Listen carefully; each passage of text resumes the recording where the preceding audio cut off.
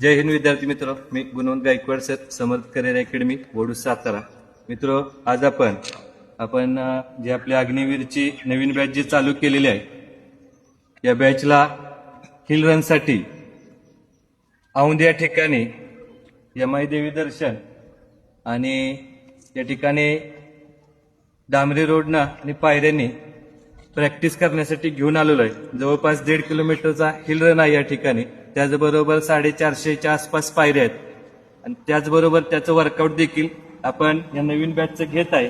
आणि आत्ताच आपण यमाई देवीचं दर्शन घेऊन आता माघारी खाली उतरत आहोत. जय हिंद, जय महाराष्ट्र.